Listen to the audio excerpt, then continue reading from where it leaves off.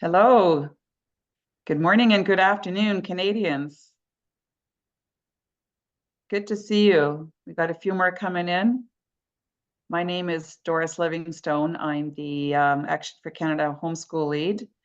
And where I live, it's just after 10 a.m. and we got people as far as 4 hours east of us. So we just welcome all of you here.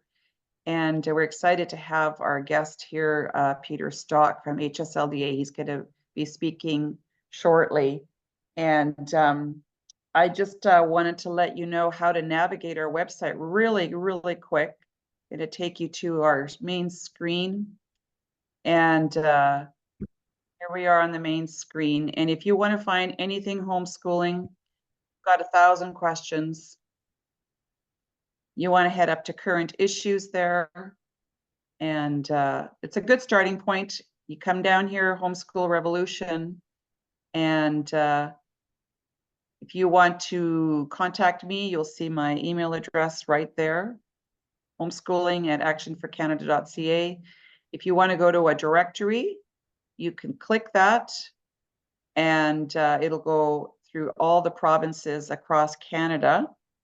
And let's say you live in Alberta, and they are in alphabetical order. So let's say you live in Alberta and you're trying to find support or information.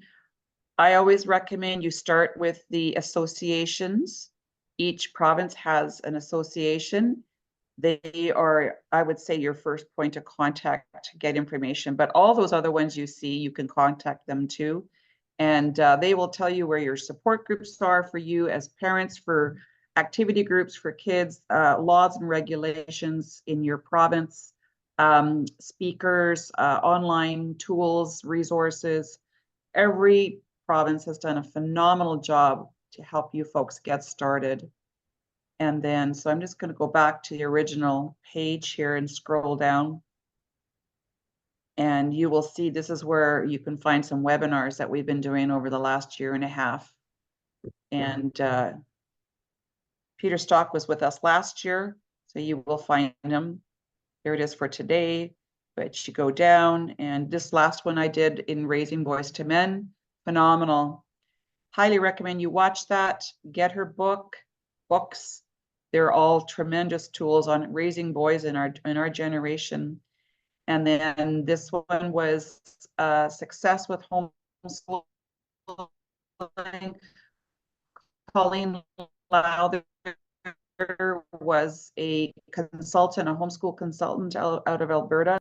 Pieces of encouragement and tips on how to just do the day-to-day with homeschooling. And then you can scroll down. Here's curriculum resources. That was another good one.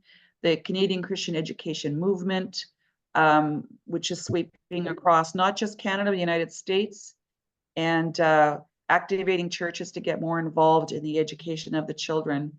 So I'm not going to go down any further, but I just wanted you to see how to access our website there.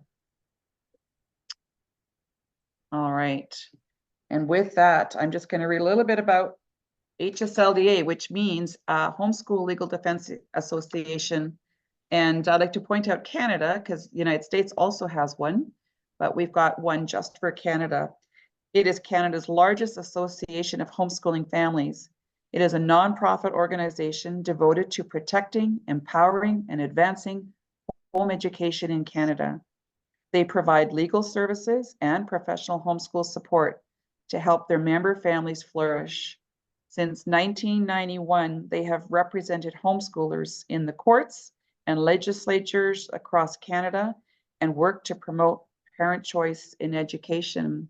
And I just want to point out, when I started homeschooling in the mid-90s, I signed up right away and was an active member all 17 years that I homeschooled my kids, K to 12. And it was just always reassuring to know that if anything had come up, they were going to be there for me.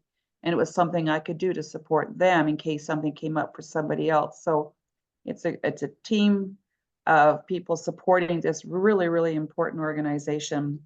So with that, we've got Peter Stock here. He's the president of HSLDA. Welcome, Peter, and tell us how HSLDA began. Yeah, thank you, Doris. It's a pleasure to join you today.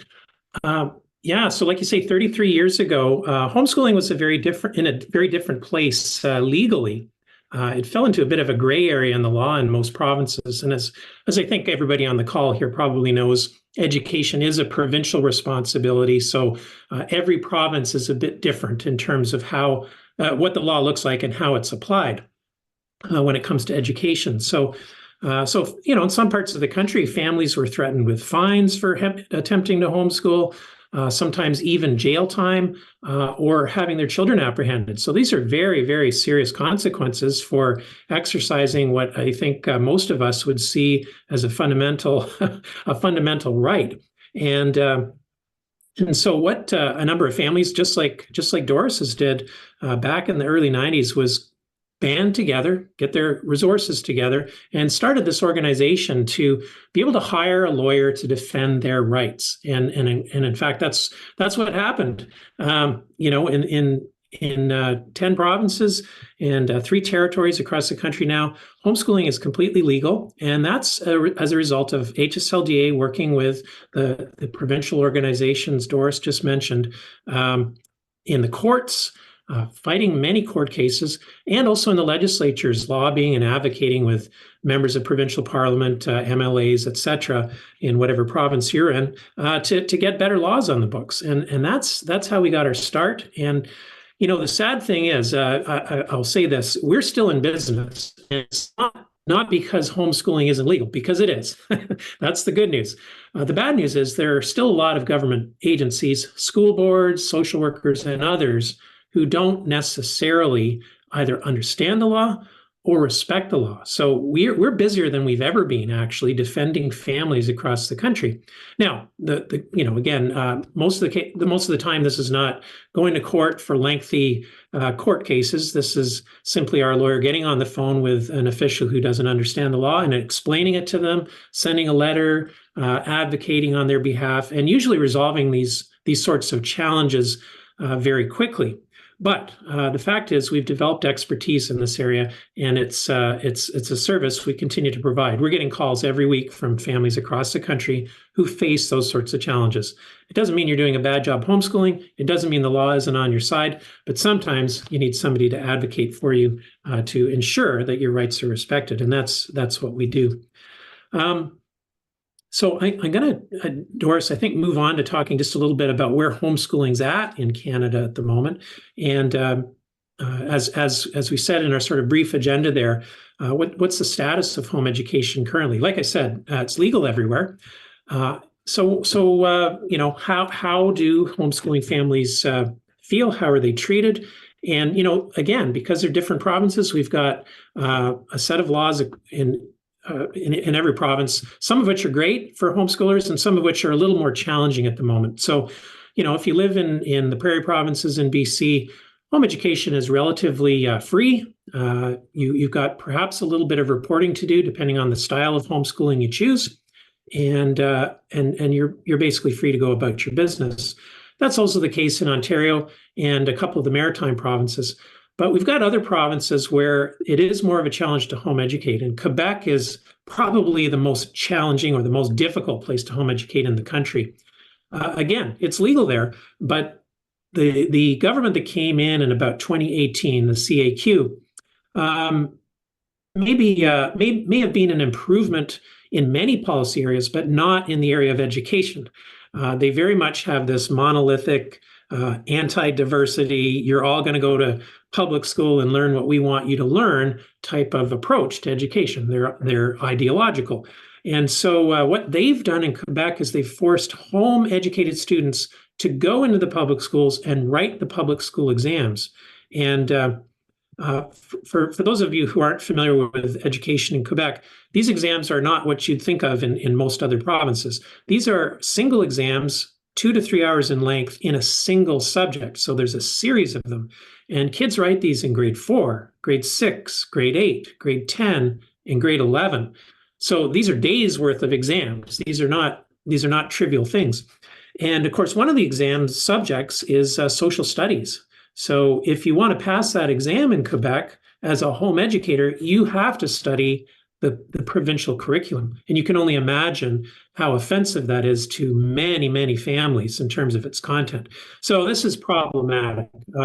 So when I say home education is legal everywhere, it certainly is. And there are many families in Quebec home educating as well, although many have chosen to leave that province over this issue. But it is a challenge. Newfoundland is also a challenging place to home educate. There's an awful lot of oversight and perhaps overbearing officialdom there, looking in on the lives of families. And depending where else you live in Canada, you may also have some challenges with official government representatives. Where we also see trouble generally, and I kind of alluded to this before, is with the whole children's aid, social work side of things. And of course, this has almost nothing to do with home education. People aren't complaining or calling on you because you're home educating your children generally. It could be a whole range of issues. And unfortunately, these complaints can be anonymous. So you may be doing nothing wrong at all, and you may still get a knock at the door from a social worker. We get this regularly. Ontario is particularly bad for it, but there isn't a province in the country where we don't get calls of this very nature on a regular basis. So that's something that, again, as an organization, we have the professional staff to deal with. I mentioned that we're as busy as ever. We actually just hired another lawyer, an additional lawyer for our staff in the last 6 months because of this very issue. So I think things are heating up in that sense. I'm also going to mention that the other potential challenge we see down the road, and perhaps we're going to see it sooner rather than later, is there are a number of provincial elections scheduled in the next 2 years. Most of the prairie provinces, BC, I guess, as well, Quebec and one or two maritime provinces. And of course, they just had an election in Manitoba where the NDP was elected there. Now, in some cases, these elections may go well and we may end up with politicians that are supportive of home education. But our concern is that we are seeing a trend in some of the parties. And I won't name names at this point. We'll see what happens. But, there is a real concern that some parties are a little more hostile towards home education. Perhaps they're more aligned with teachers' unions and so on.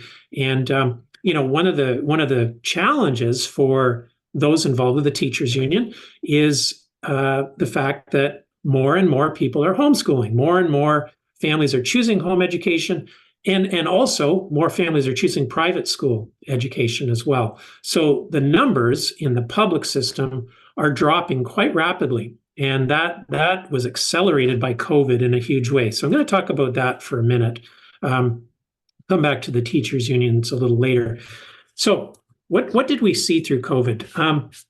In the year prior to COVID, 2019, the 2019-2020 school year, there were approximately 100,000 students across Canada being home educated.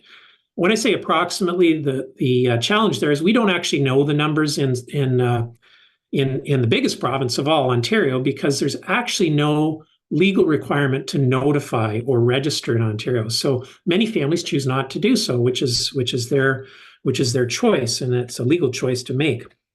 So we don't actually know the numbers in Ontario with certainty. We have to make an estimate. But even and we have a number of ways to do that. But with that in mind, we believe there are approximately 100,000 home educated students across Canada before COVID.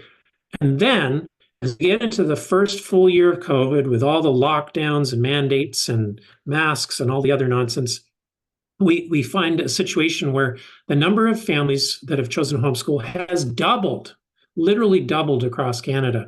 So twice as many homeschoolers as we saw the year before. And we had a chance to survey a lot of these families. So I want to tell you what they told us. Many of them said the following. They said, you know what, we decided, we've been thinking about homeschooling. This is a very common thing. We've been thinking about homeschooling for a number of years. It's something that we thought had value, but, life goes on and you never really pull the trigger on some of these things. But COVID gave so many of these families a push. They were at home anyway. In some cases, parents were laid off or lost jobs or whatever the case may be. And so they had this opportunity and they said, you know what, we'll try it. We'll try it for a few months and see how it goes. And that's what they did. And so what they reported back to us after a few months was, you know what, we're finding three things in particular. They said many things, but there were three things that stood out in particular from the survey we did. And we talked to hundreds of families. And the first thing they said is, our kids are doing better academically. They're thriving. They're really making, you know, if they were behind before, they're catching up. We're seeing them excel academically. The second thing that parents commented on is the fact that their kids were less anxious. The anxiety that they had experienced in bricks and mortar school system, wherever they were, had dissipated over that 3-month period or longer, and they were you know, the social pressure that they experienced in school and perhaps as a result of social media as well had lessened greatly, and their kids were happier. And then the third and final thing they told us was that they were enjoying it. They were enjoying their time together as a family. So those are all great testimonies to what home education is all about. Now, when I say that, of course, anybody who has a home educated knows that there's another side to it too. There's another side to the story too, and that is that home education is a lot of work. I'm not going to stand and say, oh, it's an easy choice to make. It is not an easy choice to make. It is a choice that requires a change in lifestyle and attitude and outlook, probably financial change and a number of other changes too. Now, it's not all bad. I mean, you get a more flexible schedule and there are opportunities that open up to you as a family for things like travel and adventure that you might not have had before, and opportunities for children to really dig into their interests, whether it's sports or music or arts or hobbies or whatever else it may be. You know, but it is a very different lifestyle, and so it's not as simple. It's not as simple as changing grocery stores or ice cream flavors. It's certainly a major life choice. So families know that. Families that have homeschooled know that, and of course, you know, some of the families that started down this pathway during the beginning of COVID found, you know, yes, there was value in it, but it wasn't for them. So, you know, there was a drop off, and we saw only a minority of families decide we're going to have our kids go back to whatever school system they were in, public, private, etc. But we've seen those numbers level off, and they're starting to rise again. So this is the interesting thing. I'm sure you've had many talks about this on previous calls, but you know, we're seeing a meltdown of the public school system in particular across Canada. It's not any one province; it's the whole country. And in fact, we're in connection with educators around the world and home educators around the world. They're seeing the same thing everywhere. This is not just a Canadian or a North American problem. This is across Europe. This is Africa. This is anywhere you go. It's an agenda or a set of agendas that is being pushed on education systems globally, and parents are starting to react to that. We've seen the marches. We've seen the change in educational choice as well. You know, the increase in the private schools and the homeschooling. People are voting with their feet. Anyway, what I can say for sure is that we are seeing an uptick now, continued growth in the numbers of home educated students, and I don't see any sign of that letting up. In fact, what I'd go on to say is that one of the key areas for growth, and again, I attribute this to the meltdown in the public schools, is among high school students. You know, I will say that in the homeschooling community, it has often been the case that parents will educate through the elementary years and do so quite successfully, but then feel for a number of reasons that maybe they don't want to continue through the high school years. Yeah, parents may not feel it's as easy to home educate through the high school years, but there's a growing trend towards that, including, believe it or not, from people who've never homeschooled before. They're so fed up with the education system that they are starting to home educate their children in the high school years. And that's an exciting new trend. Now, as I said, I think there are three things that traditionally hold parents back from considering homeschooling through the high school years. One is they're not sure if they can teach at that level. But you know what? There are so many great resources they can draw on to accomplish that now. I think probably in the days that Doris was attempting this back in the 90s, there were fewer resources and maybe not as many online schools or courses certainly not as much curriculum. But now there's so many options that parents are finding, yeah, you know what? Maybe I was not very good at chemistry myself in high school, but I can find the resources that can help my child to succeed in this area, even though I may not be able to teach it all myself. The second thing is the social side of things. Our kids, they're human beings and they want friends and they want social activities. And that could be sports. And, mom, my friends are going to a dance at the high school. Why can't I go? Those sorts of questions. And so the rise and increase in the number of homeschool groups across Canada is a wonderful benefit to homeschooling families. In the early days, again, there may not have been as many homeschoolers. If you lived outside of a city, for sure, it may have been harder to find a fellow homeschooling family or families to gather with, to do activities with. That's changed a great deal. And it's the case that even if you live in a smaller town or even a village, generally there are homeschooling families within a short drive of you now, almost everywhere in Canada. May not be the case in the far north or very remote communities, but I think most families do have access to group activities now, which is so valuable and important.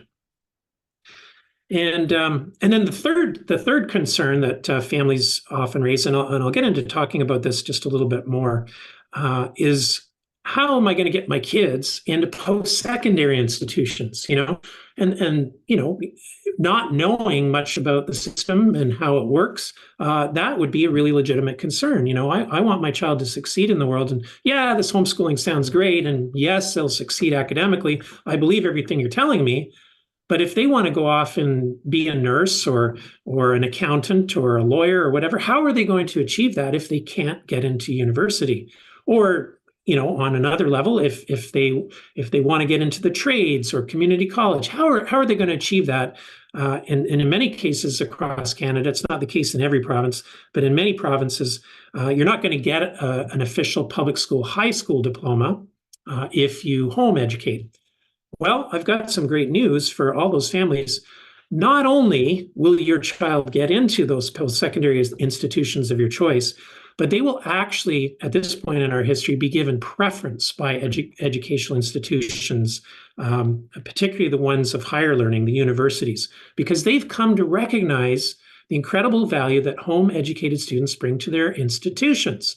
So, what am I talking about there? Well, home-educated students, as I mentioned earlier, tend to be more academically advanced. In fact, I would say that the average, it's my estimation that the average homeschooled student who's been diligent and following through on their curriculum and so on is probably academically prepared for university level learning at the first year by the time they're finished grade 10, not grade 11 or 12, but by the time they're done grade 10, academically, they are probably prepared well enough to succeed in the university setting. Having said that, of course, we all need to be mindful of the fact that, once you finish grade 10, you're probably only, 15 years old or something like that. And you're not emotionally ready for independent living and thriving in the university world. But just in terms of academics, we tend to see our kids accelerate down that pathway and do extremely well. So if they have an extra couple years of learning on top of that, the homeschooling in grade 11 and 12, they're going to become excellent writers, great at math, and all the other subjects that are going to be of value to them as they progress into post-secondary learning. So that's all good news. Now, the second thing that I'd say about post-secondary admissions is, and why universities are so thrilled about home-educated students is they do see them succeed academically, but they also recognize one of the reasons for this is homeschooled students have learned self-study habits. These are things that are not taught or passed on particularly well in a bricks and mortar situation where you have a teacher overseeing everything and telling them, telling students, hand in this assignment and write this test and follow along on the chalkboard and all that. Homeschool students tend to be very much self-directed by the time they get into the high school years. And by the time they hit college, university learning time, they are well prepared to take on the independence academically that's required to succeed at the university level. So universities have come to recognize this. In fact, Harvard, and this is something that many people will not be aware of, but it's documented. Harvard was admitting in the early 90s, a quarter of its undergraduate class was home educated. This is at a time when probably 1/10% of the population was home educated, but 1/4 of their undergraduate class was home educated. So Harvard recognized this long before all the other universities did, but they've caught on. And if you were to talk to university deans and presidents and professors now and say, how do you feel about home educated students? They'd say, yes, we want them. And yes, in many cases, they will actually admit they give preference when it comes to admissions. Now, I give an hour-long talk on this subject about, the different pathways to admissions. I'm not going to do that today. We can answer some of that in questions and answers if you want. But what I will say is this. Universities in particular have long had or long offered alternate pathways to admissions. You do not need a high school diploma to get into a university in Canada. Universities have always taken foreign students. So foreign students don't have, high school diplomas from a Canadian province. So they've always had methods of determining eligibility and admissions for those that have taken unconventional pathways in education. And there are many of them. It's not just one. There are many of them. And it could be standardized tests. It could be portfolios of work, entrance exams. One that I'm particularly fond of is the advanced placement test. We can talk more about that in the Q&A session.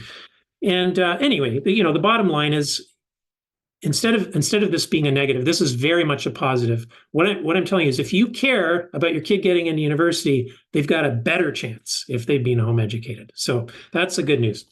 All right, let's move on a little bit and talk about the latest academic research. So I said there was an interesting study there, and actually there've been a few. So one of the things that we do as an organization, we have a sister organization called the Canadian Centre for Home Education, which is a registered Canadian charity. I lead that, as well as HSLDA. So they work in partnership. HSLDA and CCHE work in partnership, and CCHE is a vehicle we use to fund academic research, among other things. We do other things with the resources of that organization, but one of the things we do is fund some great academic research. And so some of the studies that have come out recently on home education and socialization, which is often a question people outside the homeschooling community ask about. What about socialization? Your kids are at home all day. They couldn't possibly be well socialized. Well, what these studies show, and I'm going to explain why, is that home educated students are actually the best socialized citizens of all. They far surpass their public school counterparts, and they're on a par or slightly beyond private school kids, depending on the private school. And there's a good reason for this. And those who've home educated will know the answer, of course.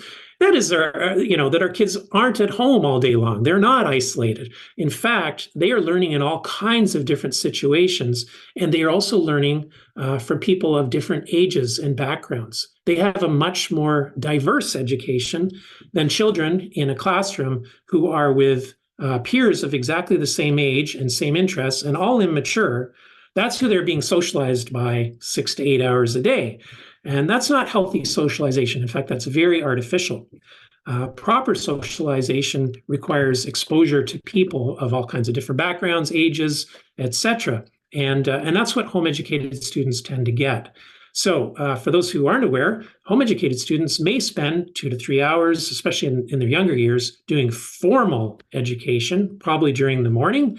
And then they have the rest of the day to do a number of what we might call extracurricular or other activities. And that could be everything from sports and music lessons to concentrating on a hobby that they have, or, working on the family farm, or whatever the case may be.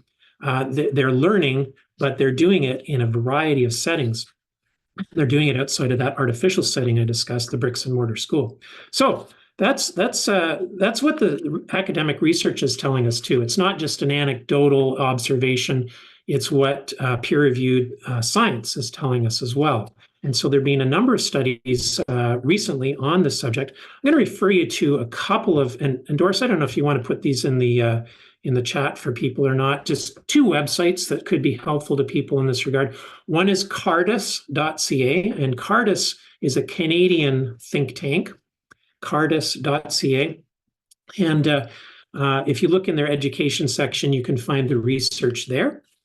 The other is much more homeschool specific. So this is the National Home Education Research Institute, or NHERI, NHERI.org, NHERI.org. And so this is run by Dr. Brian Ray, who is the world's foremost or leading academic on home education research. He's been doing this for 35 years. And is the author of some incredible groundbreaking studies over the years. His most recent published research on this very topic is available on the NHERI website under News. I'll mention another. I'll mention another. I think we've got a few minutes here. Another research study that came out fairly recently, and this is also on the NHERI website. This has to do, and this sort of sounds negative, but it has to do with abuse. Is there abuse in the homeschool setting? And the finding of the study is no.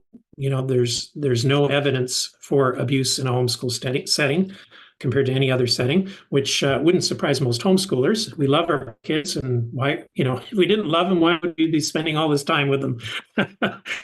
We do love them, and so abuse is, exactly the opposite of what home education is all about, of course. That's kind of obvious to anybody who spends a minute thinking about it.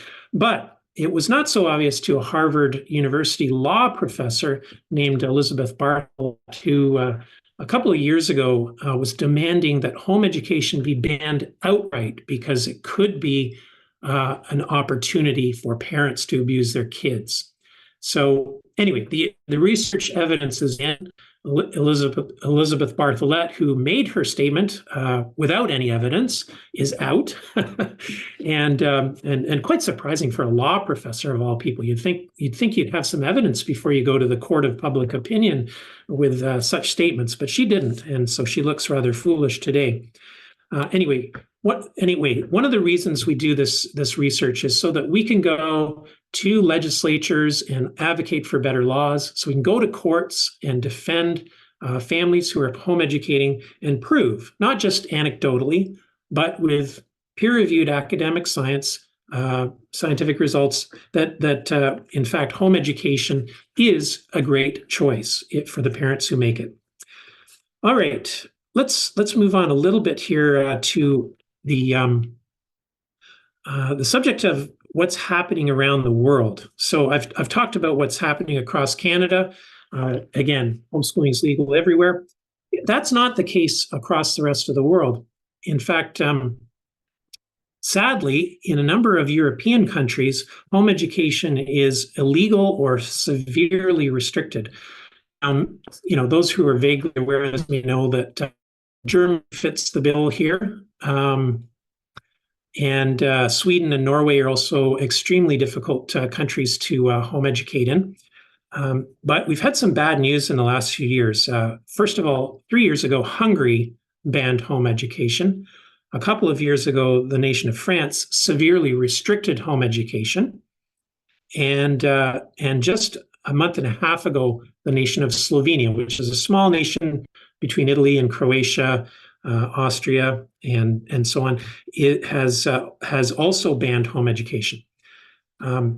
So I don't want to say the window is closing on home education in Europe because there are still some countries where it is possible to home educate, but things are growing a little more desperate, and we're very concerned about that. We're concerned about it for two reasons. First of all, we care about the freedom of families to make the choice that's best for their family, and secondly, it's a problem for us as Canadians because governments here do look across the ocean and see what their European counterparts are doing.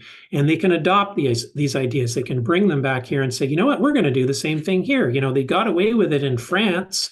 Why can't we do that here in Quebec or here in British Columbia, wherever you happen to live?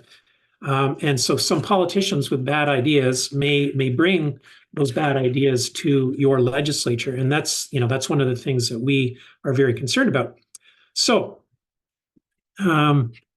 we're involved as an organization, specifically the Canadian Centre for Home Education. We're involved with a network of global home education leaders of national organizations in countries right around the world. And we hold a conference every couple of years. The next one's coming up in July, actually. It's going to be held in Manchester in the United Kingdom, July 11th to 13th.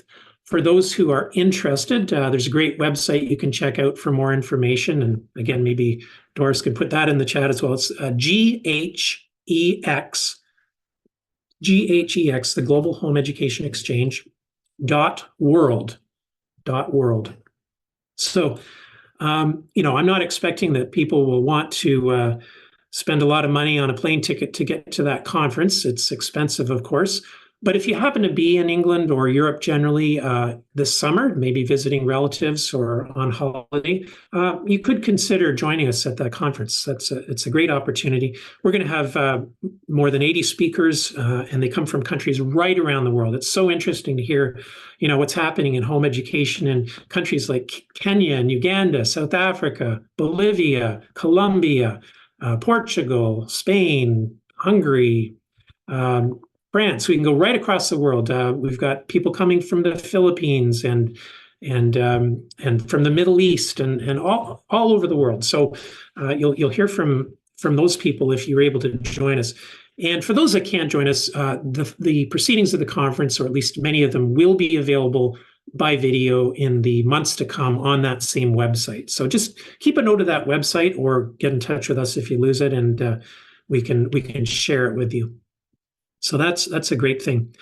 All right. So the other so perhaps the last thing I'll mention, and then we can get into some questions if people and I'll talk a little bit about HSLDA too. But one last point, and that has to do with conferences. So I mentioned the global conference, but there may be a conference that's happening much closer to home for many people on this call, or those who are interested in home education. You don't have to be a homeschooler to attend a home education conference. In fact, many people who do attend these conferences, and Doris has got the list up there, are just learning about home education and trying to make a decision about whether this is something that will work for their family. And so conferences are a great place to get answers to your questions and learn more about what is possible and what's available. So conferences have a couple of components generally. One is a series of speakers who are speaking on various topics, usually everything from getting started right through to homeschooling through high school and post-secondary admissions. So you can get the whole spectrum of topics about home education at a conference from speakers, and you can talk to those speakers in person. You can also network with other homeschoolers, and that's a great thing as well. The second really valuable part of a conference is what we call the vendor hall. And as you might imagine, it's when booksellers and other service providers exhibit their products. And so it's a great opportunity, once again, to meet in one place and browse for curriculum, for books, and for ideas about activities or services that you might use in your home education journey. So conferences are really valuable. We encourage families who are thinking about home educating or who have perhaps never attended a conference, they are home educating, to try to get to one at some point. Maybe it's not something you can afford to do every year, depending, but there is great value in them.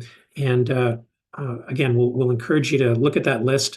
Sadly, some of the conferences that may be in your area have happened already this year, but there are still many to come in some of the provinces. So try to take advantage. All right, and then let me just sort of conclude my formal comments with a little bit of a discussion about HSLDA and what we offer as an organization. So I mentioned the legal part already. Probably the flip side of that coin that I didn't mention is, yes, we serve families with our lawyers, but we're also doing a lot of advocacy work behind the scenes. So when it comes to provinces with politicians who are either hostile or helpful, one or the other, we try to engage with them and present them with the evidence, the academic research and other evidence that home education is something they should take seriously, that is valuable, they should support it, etc. So we're constantly doing that kind of work as well. And it's not something we tend to advertise because that's just not the way you deal with those sorts of things. But we are the organization that does that across Canada. There are a number of other services we provide directly to our member families, and I'll mention some of them, not all of them, because it's quite a list, and you can get more information on our website. Doris has provided that already. But I'll mention just a few things that I think are particularly valuable for families. One is we have a curriculum consultant available to our member families, so you can get a free curriculum consultation every year. This math book didn't work so well for my child this year. I'd like to try something different, or this child has this learning style or this learning challenge even. What would you recommend? And so we have one of the leading experts in the country on curriculum to advise our members. And so you can do that in confidence and get the materials that you need. The second consultant I'll mention is our exceptional needs consultant. So we have a professional who deals with learning challenges, learning disabilities, and will, again, for our member families, does a free consultation and helps direct you to resources or testing and evaluations, whatever your child may need to succeed academically and otherwise. And then the last thing I'll mention is our digital library. So we're actually the only homeschool organization in the world that I'm aware of that does this so far. We had a parent who's a member of ours come to us a number of years ago and say, you know what? The public libraries are filled with garbage, just like, unfortunately, the public schools are. And, I don't want to, I could spend some money and buy my kid books, and that would be great.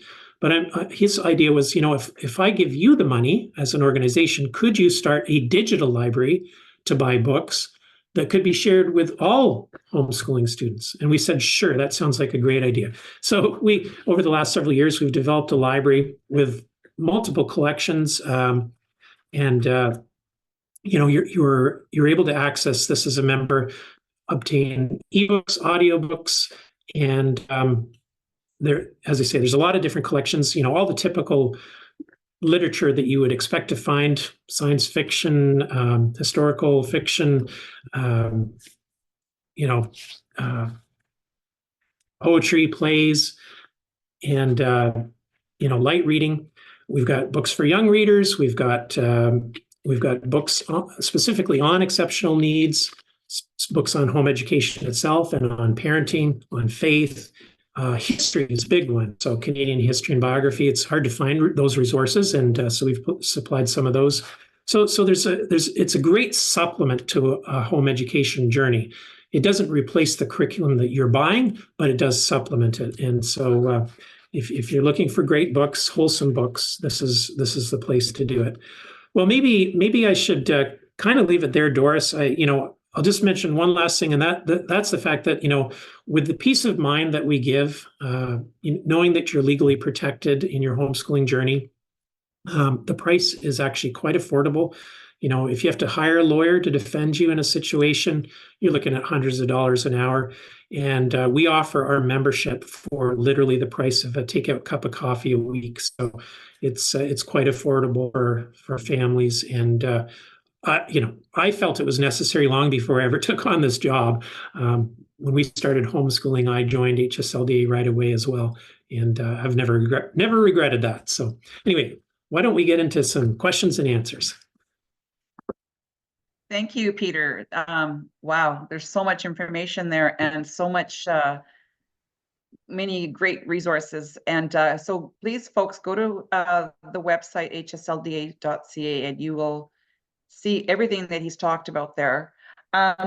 One of the things when I was looking on your website was insurance. And I recall when I was homeschooling, and folks, just so you know, I was in a very small town of 1,800, and we had about 35 kids who were homeschooled, and we created our own co-op. and we had activities, but it was later on that HSLDA brought the insurance package in. And so tell us a little bit more about what that offers to homeschooling groups. Yeah, so we have actually more than one program in that area. The general idea is that if you're running a support group, oftentimes you can get access to a facility of some sort. Maybe it's a church basement type of thing. That's fairly typical. But the church may say to you, you know what, you need to have liability insurance.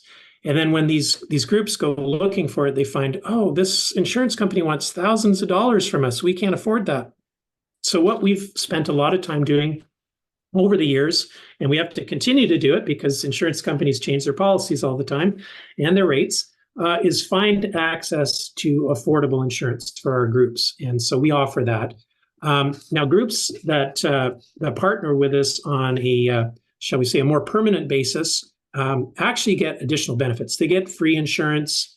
They actually get subsidy from us to help support their group activities. And that's something that if somebody on this call is running a group or they're involved with the group and they want to find out more, I won't take a lot of time talking about it here, but just contact our office and we can explain what we offer. And these are free services to groups, by the way. We only request that at least one person in the group be a member because we want to have that that two-way communication with somebody who's a member of ours. But we do offer these services all free to groups. The insurance itself you have to pay for. Fair enough. Yeah. And speaking of groups, do you offer sort of a resource to help? Let's say somebody's just getting started, you're their first point of contact. How do I find my people? My groups for parents, groups for kids, activities in my region. Like, can you point people the right way? We sure can. Yeah, just again, give us a call on that, and our helpful staff will guide you along that journey. And if you need legal advice with it too, and sometimes groups have questions like, what do I do about a statement of faith, or do I need to incorporate, or questions like that. Should we have a bank account? These are all questions that groups that are just starting out may have, and our lawyer's happy to talk to members about that. And again, that's a free service with your membership. So. Wow, folks, this is so worth getting that membership. I highly recommend it. And it has expanded over the years since when I was homeschooling, and there's even more available to families. Going back to post-secondary education, we talked about different ways to get in.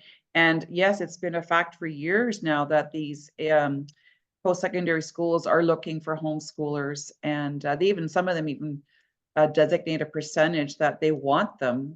This is a homeschooling percent that we want these people to come in. And I've learned over the years, there's also other ways to get in. You can go in as a mature student. And I don't know, is that 21 when you go in as a mature student? It would depend on the institution likely, but yeah, it sounds about right. Yeah. And so for those students who have gap years, and who are working and trying to figure things out, and they may not have what's required. Sometimes you can go in as a mature student. You can sometimes start at the college level and then transfer if you need to into university. And I noticed on your resource list, you also offer a portfolio guide, which came around in the 2000s. Can you talk a bit about that, how it relates to getting into post-secondary? Sure. Okay, so there are two aspects to a portfolio. One is that almost every province has some requirement for record keeping. Now, in BC and Alberta, it might be a little more streamlined and obvious what needs to be done or not done, because you may be working with a school that's overseeing your home education. Other provinces, and Ontario is a great example of this, where there isn't that type of oversight. It is required that home educating families keep records. Now, that doesn't mean that you keep every page of work that your child has ever done. You would have a garage full of boxes by the time you're finished your homeschooling journey, if that were the case. But you do need to keep samples, the best essay, the test results, what did they study in this curriculum, and so on.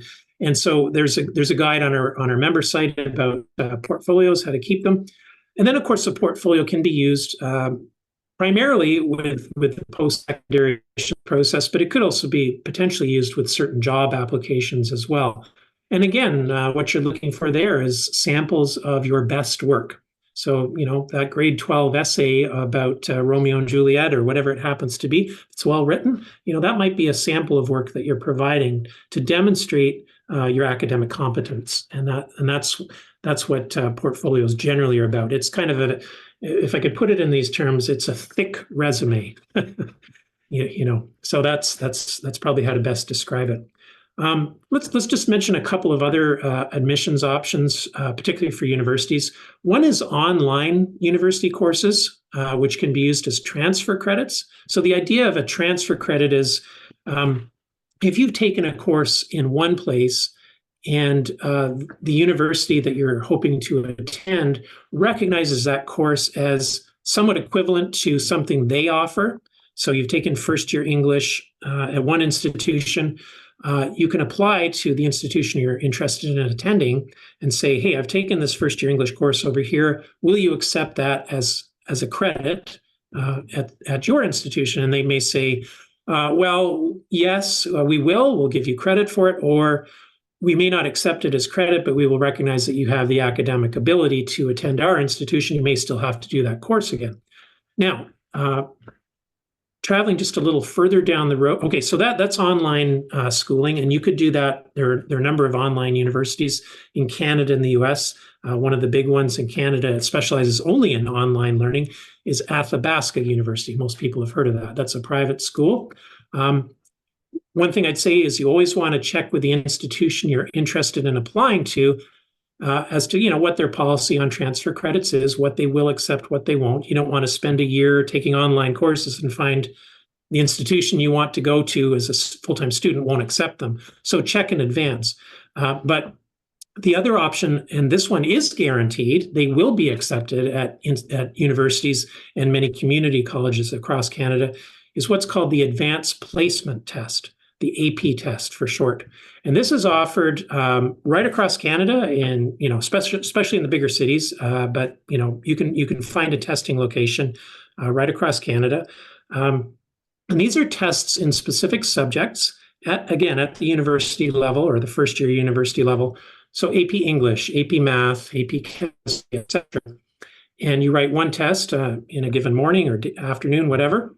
And that test is only offered once a year, so you have to check the schedule. It's offered at the same time right across North America.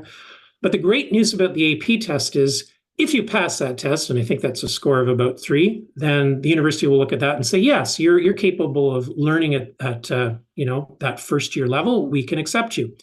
If you score a 4 or a 5, and by the way, 5 is the highest score, then we will actually give you transfer credit for that test result.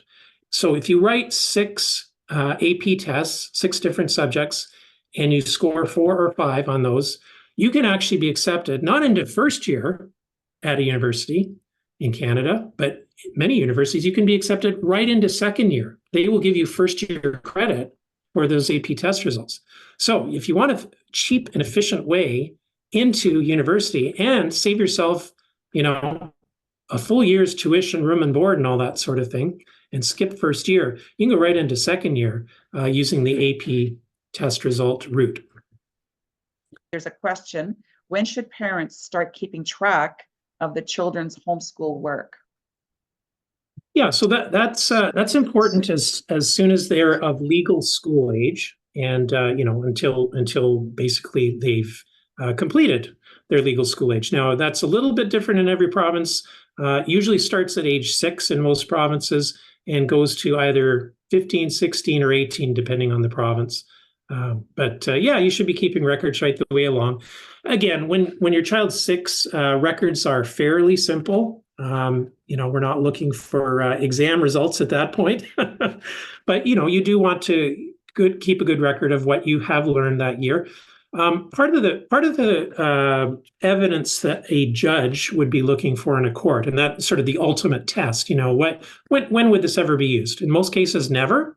But if your homeschooling ever is challenged, And we do end up in court and have to justify to a judge, yes, indeed, this family has been home educating.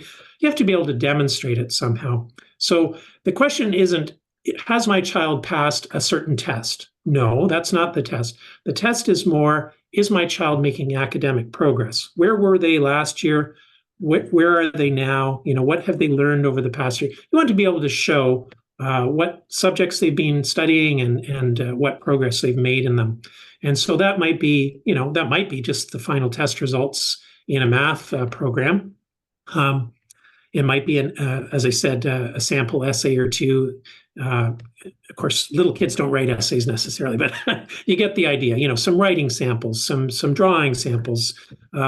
If you do a science project, you don't want to keep the science, the exploding volcano in the cupboard for the next 20 years. That's not what you do. But you can take a picture with your phone. This is the science project my child produced.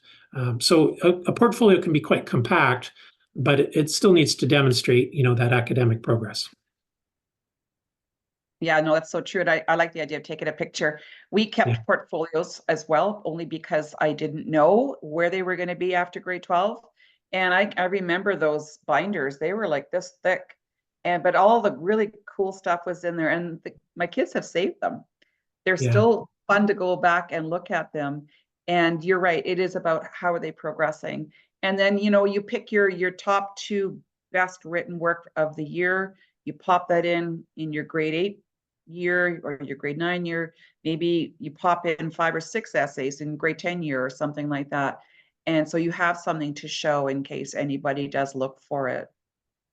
Just looking here. Oh, there was a comment. Thank you to you. I also wanted to go back. You had talked about the teachers union, and I think we're just going to cover that real quick and then close this session today, unless anybody has further questions. You can pop that real quickly into the chat. But can you just elaborate a little bit on that comment you made, because you were going to come back to it? And oh, yes, that's right. Thank you for reminding me. Yeah, so it's certainly the case that as the numbers have dropped in the public school system, and by the way, in every province this is the same, school boards, which hire teachers, rely on per student grant funding from the Ministry of Education. So, in British Columbia, if you have, the school board gets funding from the ministry for the number of students that attend school. And if your child is not attending the school, if they are off homeschooling or they're with an independent school or whatever, the school board's not getting any money. And for your child, those are big grants. I mean, they're $10,000, $12,000, $15,000 depending on the province. I think it's up to over 16,000 in Ontario this year. So it's a huge amount of money. If one family decides to drop out and they've got 3 kids, you could be looking at losing $40,000 for that family, which is probably, a teaching assistant, if not, a starting teacher salary or something, depending on the province. If you lose dozens or hundreds to home education, you're losing, you could be losing a dozen teachers as well. The unions recognize this, and they're not happy about it, of course.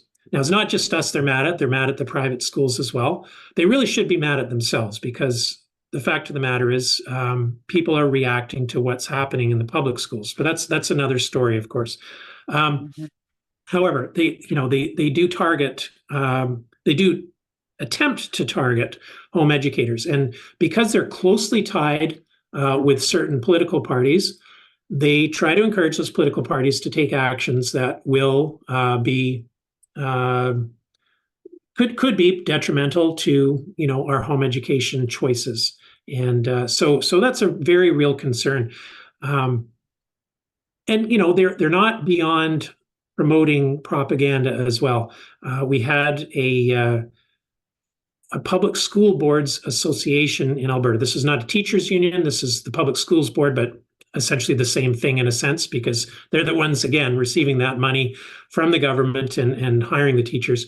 They published a report saying, and I'm paraphrasing here, but basically saying, if your kids are home educated, they're going to be dumb, stupid, not able to go to school, get a job, all that kind of stuff, which is complete nonsense. But, that's the kind of message that some of these organizations are tending to promote. and it's going to get worse in the months and years to come, especially as some of these governments potentially change, or if, in the case of BC, if it remains the same but continues to be with the same party, we could continue to have problems. So yeah, the political fight is never done. Our freedom is not something that can be taken for granted. It's something that we have to monitor and sometimes fight for. And I think the last few years has demonstrated that on other accounts. No, I'm really glad we have more reason to support HSLDA, be part of that, because these guys who are working on homeschool freedom across Canada, they're working on our behalf. They're working with our provincial leaders to protect homeschool freedom choices in each province. So I really encourage you all to get that membership. You can go to hslda.ca to get a membership there. And you can buy 1 year, 5-year family plans or something like that, right? Well, we have monthly, annual, and you can buy a lifetime as well. Okay. Which is probably the best bargain, but you kind of want to know you're committed for the longer term before you invest in that. For sure. Yeah. Yeah. Just a nice comment here. Thank you so much for all the valuable information, especially the research. And we do thank you, Peter Stock, for spending time with us today and sharing all this great information on what HSLDA offers. I also just wanted to mention in 2 weeks, May 28th, our next guest will be David Hunt from the Aristotle Foundation for Public Policy. He's going to share the latest statistics in Canada between homeschooling, private schools, and public schools, and how homeschoolers show the highest scores in socialization amongst other many categories. So again, socialization seems to be a question that a lot of families have, and it's a fair question. And we know the stats have come in over the years. Socialization amongst homeschoolers rates very, very high. And David Hunt's gonna share other really awesome stats that will inspire you to keep going with homeschooling year after year. And if you're in a place right now, you're end of the year, end of the school year, you're tired, the weather's good, you don't want to do any more school, and we totally get that, but we want to encourage you to get a good rest this summer and refocus, and do come back to homeschool in the fall. That was the way I did it every year. I kind of reassessed. I would go to a convention. I went to one last week, and I don't even have kids that I'm homeschooling. I've got grandchildren who are starting in the fall, and I'm going to be all in, hands-on grandma, and wanting to support my kids. And but these conventions really recharge you as a parent, and then you go, okay, this is why I'm doing what I'm doing. This is why I'm going to go back in September, and we're going to do this. So we do hope you have found a lot of encouragement here today, and we're going to say goodbye on that note, and come back May 28th and sign in for our next webinar. Thank you, Peter, and thank you, folks, and we're going to say goodbye. Thanks, Doris.